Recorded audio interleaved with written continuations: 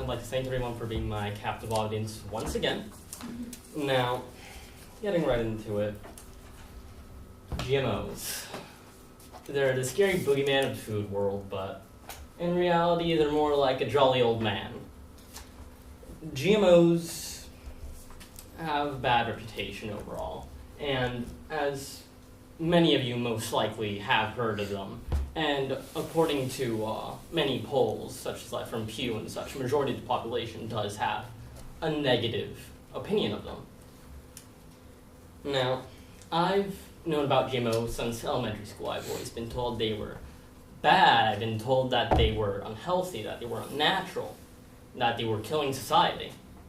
Though, I thought about it a bit, and I'm like, how is this harmful? In what way is this bad for society? And looking through research ever since then, I've seen that they're not really all that bad. Today, I'm going to talk to you about what they are, if they're dangerous, why people believe they're dangerous, and what you can do to help science progress. So, what is a GMO? Well, according to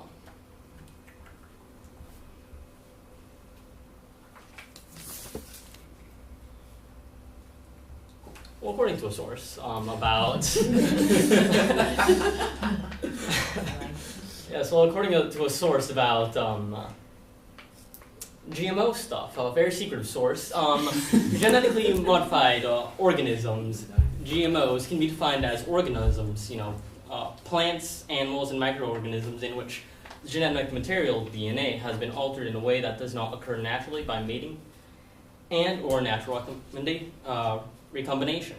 So these are some examples of GMOs right here, 2 of them. And yes, many people are afraid of GMOs, believing they're simply for food, but GMOs are in a lot of different ways. Dogs, for one, which like 99% of them are GMOs because they're supposed to be wolves. These are not wolves. And a GMO is something that is thoroughly researched, has been around ever since humanity first started agriculture. Because simply choosing selectively the seeds and plants that you plant, crossbreeding, that is all GMOs. If you want some daily examples of GMOs, there'd be bananas. Every single banana is a GMO. Every single peach, watermelon, corn, and many more are GMOs that have been around for a long time and that nobody has ever worried about. And fun fact, bananas are genetically identical. And so, you know what a GMO is, but is it safe? The short answer is yes, GMOs are safe. This is from an article at nassites.org about how so many studies have been done, 900 studies.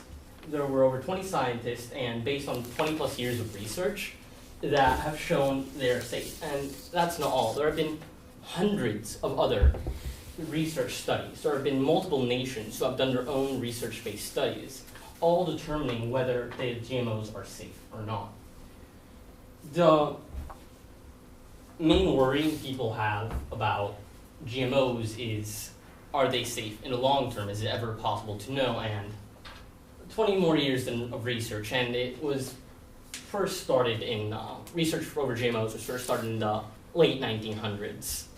So we do have substantial amount of time on whether they're safe or not.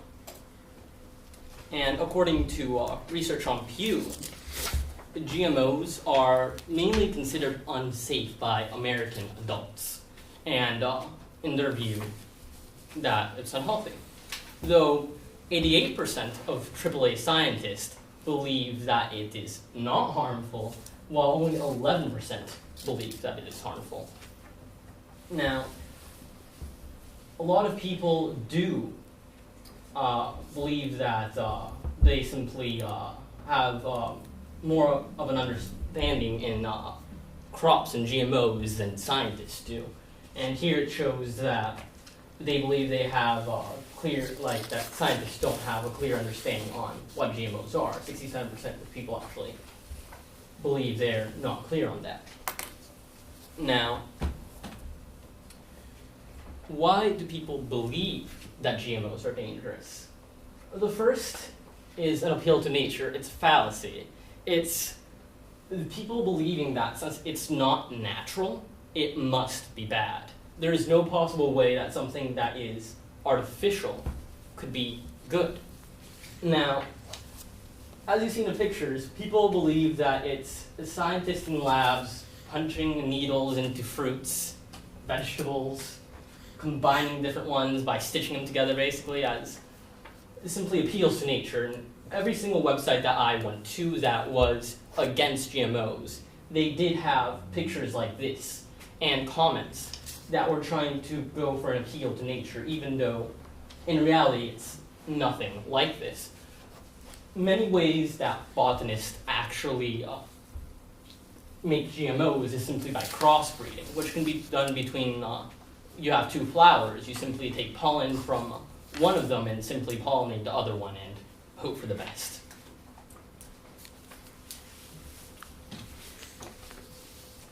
So, what do they mainly argue about? Other than appeal for nature are three main points. Environmental hazards. They believe that GMOs require more pesticides, they make pesticides less effective against them. They believe that they're harmful for animals, and that they transfer to species that haven't been targeted. Well, in reality, GMOs don't use more pesticide. In fact, they use less, as shown from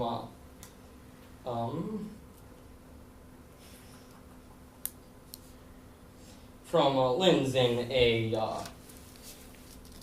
article about the truth about GMOs.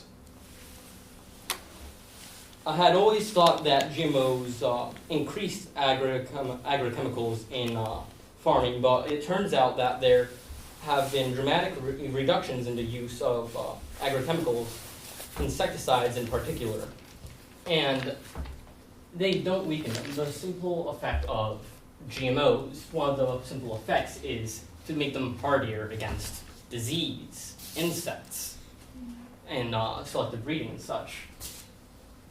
And gene transfer is really something that isn't quite possible to happen if you're simply eating a GMO fruit.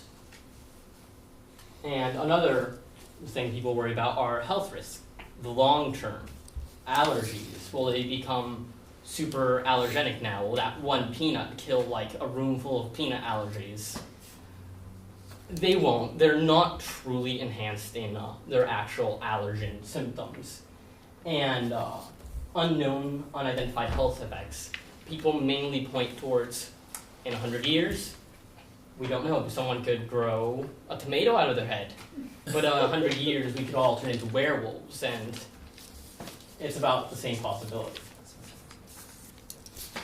Another big concern is economic concerns. The main concern is that you're going to drive out small farms out of businesses, that all GMOs are going to be patented, locked behind walls, so that only certain companies can provide us with food. Though in truth, there are large quantities of actual GMO plants which are open and not patented. And while it's true that some do get patented, according to Science News Today from Harvard publication, they use something called